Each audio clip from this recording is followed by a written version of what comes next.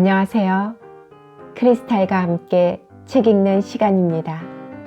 오늘 함께 하실 작품은 기드 모파상의 여자의 일생입니다. 구독, 좋아요, 알림 설정은 제게 큰 힘이 됩니다. 12. 로잘리는 일주일 만에 성관에 있는 사람들과 일에 대해 절대적인 지배력을 갖게 되었다. 자는 그녀에게 모든 것을 맡겨버리고 수동적으로 따라갔다. 쇠약해지고 예전의 어머니처럼 다리를 끌면서 그녀는 하녀의 팔에 의지하여 외출을 하곤 했다. 하녀는 잔을 느릿느릿 산책을 시켰고 설교를 늘어놓기도 했으며 퉁명스럽고도 정다운 말로 용기를 돋우어 주기도 하며 때로는 어린애 다루듯 그녀를 다루었다. 그들은 언제나 옛날 이야기를 하였다. 자는 지난 날을 떠올릴 때마다 울먹였으나 로잘리는 무감동한 농부들의 침착한 어조로 이야기를 했다. 늙은 하녀는 여주인의 재정 상황과 물어나가야 할 이자에 대해 캐물었으며 모든 일에 어두운 잔이 자기 자식에 대한 부끄러움으로 감추고 있는 서류를 자기에게 넘겨달라고 강력히 요구했다. 그러자 일주일 동안 로잘리는 자기가 알고 있는 어느 공증인에게 사건을 설명듣기 위해 백항으로 매일 나들이를 하여 일의 전모를 알아내었다. 그러고 나서 어느 날 밤 여주인을 침대에 눕힌 후 그녀는 침대 머리에 앉아 차근차근 말을 꺼냈다. 이제 누우셨으니 우리 이야기 좀 하지요. 그리고 그녀는 상황을 설명했다. 모든 것을 정리하면 연 수입은 약 7천에서 8천 프랑이 남는다는 것이었다. 그 이상은 아무것도 없었다. 잔이 대답했다. 어쩌란 말이니. 난 오래 살지도 못할 텐데. 그러니 죽을 때까지 그것으로 충분할 거야. 그러자 로잘리는 화를 냈다. 마님은 그래도 되겠지요. 하지만 폴 도련님에게는 아무것도 남겨놓으시지 않을 거예요? 자는 몸을 떨었다. 제발 그에 대한 이야기는 하지 말아다오. 생각만 해도 괴로워 죽을 것 같구나. 저는 이 기회에 분명히 말씀을 드리고 싶습니다. 왜냐하면 마님은 아시다시피 용기가 없으시니까요. 잔마님, 그분은 아직도 정신을 못 차리고 계십니다. 그러나 언제까지 그러시지는 않을 겁니다. 그리고 언젠가는 결혼도 하실 겁니다. 아이들도 생기겠지요. 그 아이들을 키우자면 돈이 필요할 겁니다. 제 말을 잘 들어주세요. 마님은 레페프를 파셔야 합니다. 자는 놀라 펄쩍 뛰어 침대에 일어나 앉았다. 레페프를 팔다니 어떻게 그런 생각을 할 수 있니? 아, 절대로 그럴 수는 없다. 그러나 로잘리는 완강하게 고집했다. 아니에요. 파셔야 합니다, 마님. 그럴 수밖에 없기 때문이에요. 그리고 그녀는 자기의 계산과 계획, 추론에 대해 설명했다. 일단 레페풀과 곁에 있는 두 농장은 자기가 찾아놓은 입찰자에게 팔아버리고 생레오나르에 위치한 4개의 농장만을 가지고 있어도 연간 8,300프랑의 수입은 된다는 것이었다. 연간 1,300프랑은 부동산의 수리나 유지비로 따로 떼어놓는다. 그러면 7,000프랑이 남는데 거기에서 5,000프랑은 연간 생활비로 하고 2,000프랑은 비상금을 만들기 위해서 저축을 한다는 것이었다. 그녀는 덧붙였다. 나머지는 다 먹혔습니다. 이제 마지막이에요. 그리고 제가 열쇠를 관리하겠습니다. 그런 줄 아세요. 그리고 폴 도련님에 관해서는 이제 더 이상 한 푼도 드리지 않겠습니다. 한 푼도. 그러지 않으면 마님은 단 일수도 남지 못하게 됩니다. 자는 울면서 시름없이 중얼거렸다. 하지만 그 애가 먹을 것이 없다면 집에 오셔서 잡수시면 되지요. 언제나 그분을 위한 침대와 식사는 있을 테니까요. 만일 처음부터 한 푼도 들이지 않았다면 그분이 그런 갖가지 어리석은 짓을 저지르고 다니시지도 않으셨을 겁니다. 그렇지만 그 애는 빚이 있었어. 그걸 못 갚으면 크게 화를 입을 지경이었다니까. 마님이 아무것도 가진 것이 없게 된다면 그분이 과연 그런 짓을 하지 않게 될까요? 마님이 지금까지 뒤를 대주신 건 좋아요. 그러나 이제부터는 지불하셔서는 안 됩니다. 저는 그것을 간곡히 말씀드리는 겁니다. 이젠 주무세요, 마님. 그리고 그녀는 물러갔다. 자는 레페프를 팔고 자기의 온 생애의 추억이 얽혀있는 이 집을 떠나 다른 곳으로 가야 한다는 생각 때문에 기가 막혀 한숨도 자지 못했다. 이튿날 로잘리가 자기 방으로 들어오는 것을 보고 그녀가 말했다. 로잘리, 난 도무지 여길 떠날 수 있을 것 같지가 않구나. 그러자 하녀는 화를 냈다. 그렇지만 그렇게 해야 할 일이라면 해야만 합니다, 마님. 조금 후에 공증인이 이 성관을 살 사람과 함께 올 겁니다. 그렇게 하지 않으면 4년 후 마님은 한 푼도 없게 될 거예요. 자는 단지 절망적인 탄식만 되풀이했다. 난 그럴 수 없어. 절대로 그럴 수 없어. 1시간 후에 우체부가 또 1만 프랑을 요구하는 폴의 편지를 가져다 주었다. 어떻게 해야 하는가? 그만 완전히 기가 꺾인 그녀는 로잘리에게 상의했지만 그녀는 두 손을 들었다. 제가 뭐라고 했어요? 마님, 제가 돌아오지 않았더라면 두 분은 모두 빈 털터리가 되었을 겁니다. 그래서 자는 하녀에게 모든 것을 맡기고 아들에게 답장을 냈다. 사랑하는 아들아, 나는 이제 너를 위해서 아무것도 해줄 수가 없게 되었다. 너는 나를 파산시켰다. 그래서 레페플마저 팔지 않으면 안 되게 되었다. 하지만 내가 그렇게도 고생시킨 이 늙은 어미 곁으로 피신처를 구하러 올 생각이 있다면 넌 언제나 내 몸을 의지할 곳이 마련되어 있다는 것만은 잊지 말아라.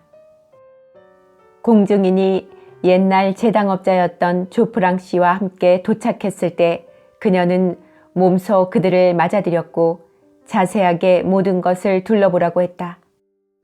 한 달 후에 그녀는 매도 계약서에 서명을 했고 동시에 고데리빌 근처 몽티빌리의 공도에 접한 바트빌 시골 마을에 보잘것없는 조그만 집 한 채를 샀다. 그러고 나서 그날은 저녁 때까지 혼자 어머니의 가로수길을 산책했다. 가슴은 온통 찢어질 듯 했고 마음은 슬픔에 젖어 수평선의 나무들에 플라타너스 아래에 있는 벌레 먹은 벤치에 눈속이나 마음속에 들어있는 것처럼 너무도 낯익은 그 모든 것들에 작은 숲에 줄리앙이 죽던 그 끔찍한 날 드 푸르빌르 백작이 바다를 향해 달려가는 것을 보았으며 그녀가 그렇게도 자주 앉아 있었던 광야를 내려다보는 빛 아래 자주 거기에 기대었던 꼭대기가 잘려진 늙은 느릅나무에 언제까지나 지워지지 않을 이 모든 것에 작별을 고했다. 로잘리가 와서 팔로 그녀를 붙잡아 억지로 들어가게 했다. 25살가량의 어떤 키가 큰 농부가 문 앞에서 기다리고 있었다. 그는 오래전부터 그녀를 알고 있기라도 한 듯이 친절하고 다정스럽게 인사를 했다. 안녕하세요, 잠마님. 별거 없으시죠? 어머니가 이사 가는데 오라고 하셔서요. 무엇을 가져가시는지 알고 싶군요.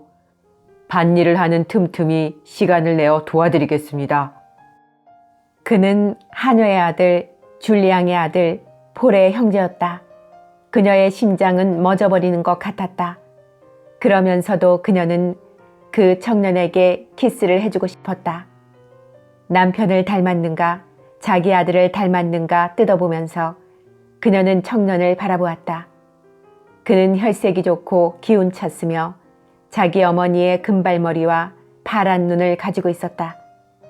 그러면서도 어딘지 모르게 줄리안과 비슷했다.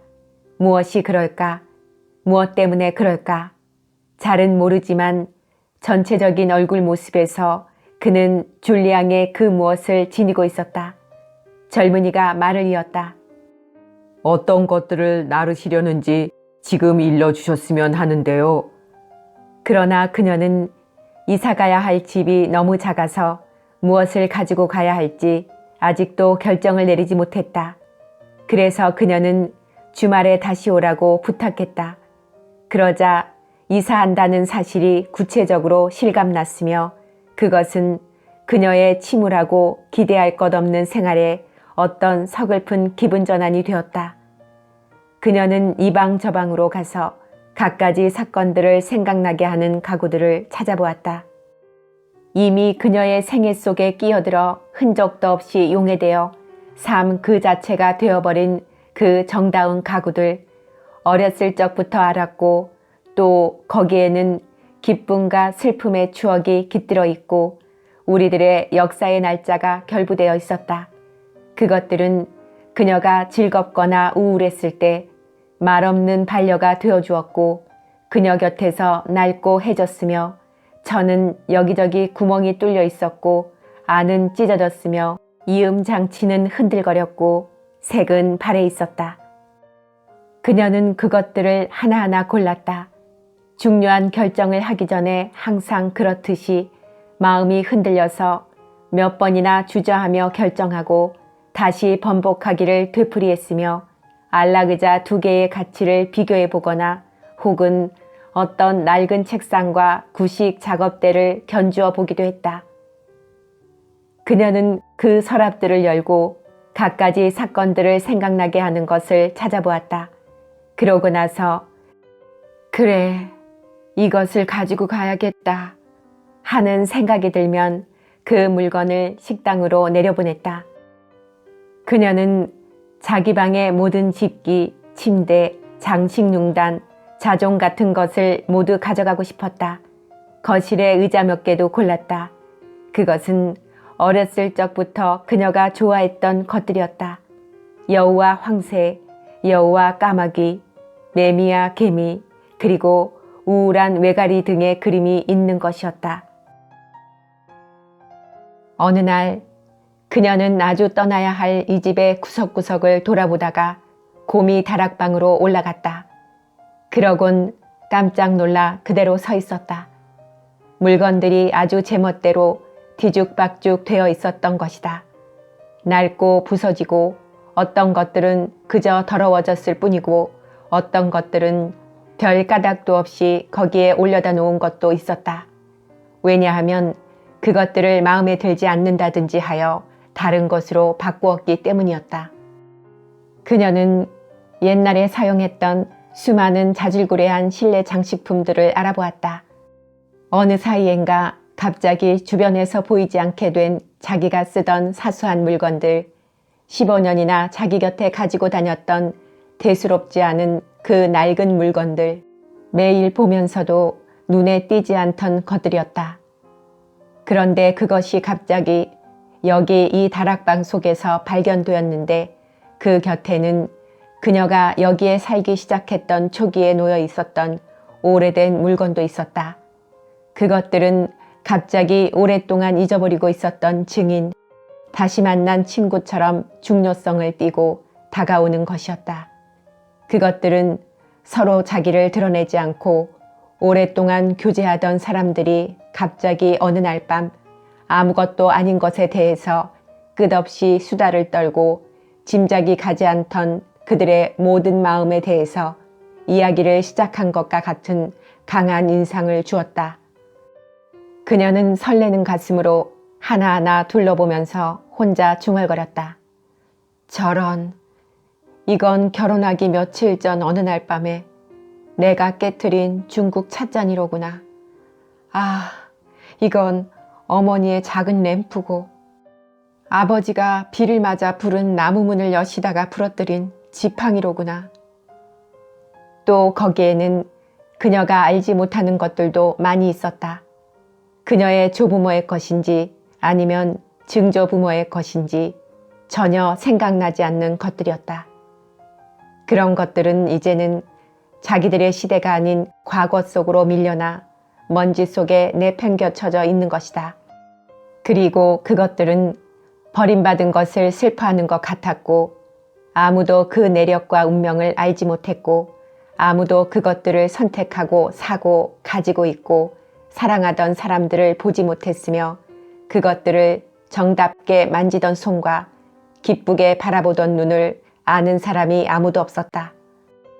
자는 쌓인 먼지 속에 손가락 자국을 내면서 그것들을 만져보고 돌려보았다. 그녀는 거기 고물들 한가운데에 지붕에 박아 넣은 몇 개의 작은 유리창으로 들어오는 흐릿한 햇빛 아래 그대로 서 있었다. 그녀는 생각나는 것이 없나 하며 다리가 셋 달린 의자를 세심하게 조사해 보기도 하고 구리로 만든 화로, 낯이 익은 것 같은 밑빠진 발날로 사용할 수 없는 한 무더기의 살림 도구들을 살펴보았다. 그러고 나서 그녀는 가져가고 싶은 물건을 한 무더기 만들어 놓고 아래로 내려가서 로잘리에게 그것을 갖고 내려오도록 했다. 하녀는 화를 내면서 이런 쓸데없는 것들을 가져가는 것을 거절했다. 그러나 이제는 아무런 결정권도 갖지 못한 잔이었지만 이번만은 양보하지 않았다. 어느 날 아침 그 젊은 농부 줄리앙의 아들인 드니 르코크가 첫 번째 짐을 나르기 위해 짐수레를 가지고 왔다. 로잘리는 짐 부리는 일에 주의를 시켰고 새 집의 정리를 위해서 따라갔다. 혼자 남게 되자 자는 극심한 슬픔과 절망감으로 미친 듯 성관의 방들을 누비고 다녔다. 자기와 함께 가지고 갈 수 없는 모든 것, 거실의 장식용단에 큰 백조며 오래된 촛대, 그녀가 만나는 모든 것에 끓어오르는 애정의 충동으로 키스를 했다. 눈물을 흘리면서 그녀는 미친 듯이 이방 저방으로 갔다. 그러고 나서는 바다와 작별을 하려고 밖으로 나갔다. 때는 9월 말경이어서 잿빛의 낮은 하늘은 무섭게 드리워져 있고 누르스름한 슬픈 물결은 끝없이 펼쳐져 있었다. 자는 가슴이 찢어지는 듯한 비애와 꼬리를 잇고 떠오르는 가지가지 상념들을 펼치며 벼랑에 섰다. 그러다가 날이 어두워졌기 때문에 집으로 돌아왔다.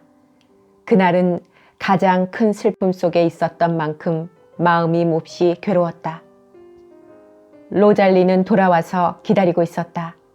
그녀는 외진 곳에 있는 이 멋없는 큰 성관보다 새 집이 훨씬 아늑하며 마음에 든다고 말하면서 주인을 위로했다. 자는 밤새도록 울었다. 성관이 팔렸다는 것을 알고부터는 소작인들은 그녀에게 필요 이상의 경의를 표하지 않았고 뚜렷한 근거도 모르면서 그녀를 실성한 여자라고 불렀다.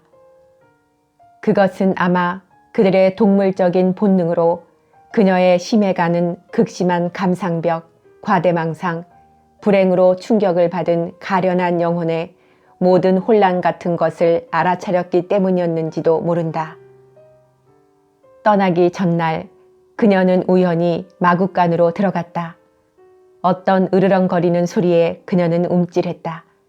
그것은 마사크르였는데 그녀는 그 개를 몇 달 동안이나 거의 생각해 본 적이 없었다. 이미 늙을 대로 늙어버려 눈이 멀고 행동이 부자연스러운 그 개는 아직도 집자리 위에서 살고 있었다. 그 개를 잊지 않은 르디빈이 잘 돌봐주었던 것이다. 그녀는 개를 품에 안고 키스를 했으며 집 안으로 데리고 들어왔다. 큰 통처럼 뚱뚱한 그 개는 크게 벌어진 뻣뻣한 다리로 간신히 기었고 아이들에게 주는 장난감 나무개처럼 짖었다. 마침내 마지막 날이 밝았다. 자기 방은 가구를 치웠기 때문에 자는 줄리앙의 옛날 방에서 잤다. 눈을 좀 붙였음에도 자는 완전히 녹초가 되어 잠자리에서 힘들게 일어났다. 트렁크와 나머지 가구를 실은 마차에는 벌써 짐이 실려 있었다.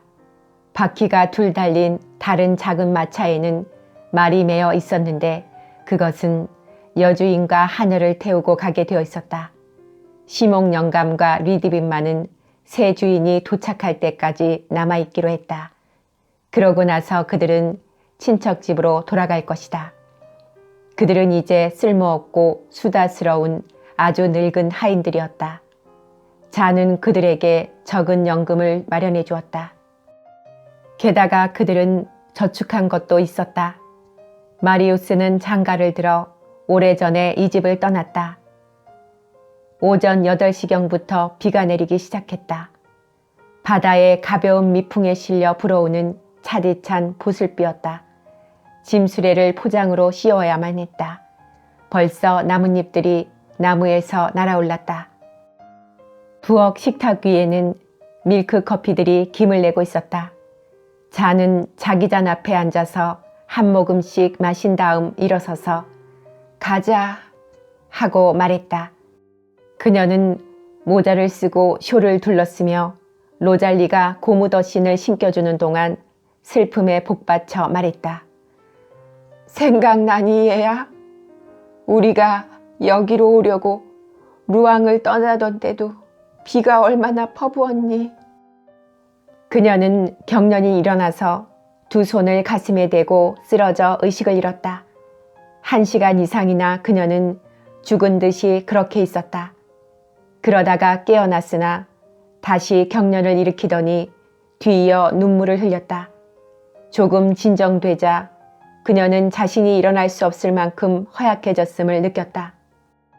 그러나 로잘리는 출발을 지체하면 다른 발작이 일어날까 두려워서 자기 아들을 찾으러 나갔다. 그들은 완전히 무력해진 잔을 안아 올려 마차 안에 방수 처리한 가죽 장식이 있는 나무 의자 위에 내려놓았다. 늙은 하녀는 장 곁에 올라타 잔의 다리를 싸주고 어깨는 커다란 망토로 덮어주었다. 그러고 나서 머리 위로 우산을 펴들고는 이렇게 소리쳤다. 드니야, 빨리 가자. 그 젊은이는 자기 어머니 곁으로 기어 올라와 자리가 없었기 때문에 엉덩이만 붙이고 앉았다. 젊은이는 곧 채찍을 휘둘러 말을 몰았다. 급히 달리는 바람에 마차 안에 두 여인은 이리저리 흔들렸다. 마을 모퉁이를 돌아가자 누군가가 도로를 왔다 갔다 하는 것이 보였다. 이 출발에 길목을 지키고 있는 듯 싶은 톨비악 신부였다. 그는 마차를 지나가게 하기 위해서 비켜섰다. 길바닥에 물이 튈까 싶어서 한 손으로 자기의 옷자락을 걷어올렸다. 검은 양말을 신은 볼품없이 마른 정강이 아래로 진흙투성이에 큼지막한 구두가 신겨져 있었다. 자는 그의 눈길과 마주치지 않으려고 고개를 숙이고 있었으나 로잘리는 그가 행한 모든 것을 다 알고 있어서 미친 듯이 화를 냈다. 그녀는 못된 인간, 못된 인간 하고 중얼거리다가 아들의 손을 잡고 말했다. 채찍을 한번 후려쳐라. 그러나 젊은이가 사제 곁으로 지나가려는 순간 벼랑간 전속력으로 달렸기 때문에 성직자의 발끝부터 머리끝까지 흙탕물이 튀었다. 그래서 기분이 좋아진 로잘리는 뒤를 돌아보면서 그에게 주먹을 휘둘렀다. 그러는 동안 사제는 그의 커다란 손수건으로 흙탕물을 닦고 있었다. 그들이 5분쯤 갔을 때 잔이 갑자기 부르짖었다. 마사크르를 잊었어. 멈추지 않으면 안 되었다. 그리고 드니가 내려서 개를 찾으러 달려간 동안 로잘리는 고삐를 잡고 있었다. 마침내 젊은이가 품 안에 보기 흉하게 털이 빠진 큰 개를 안고 다시 나타났고 그 개를 두 여자의 치맛자락 사이에 놓았다.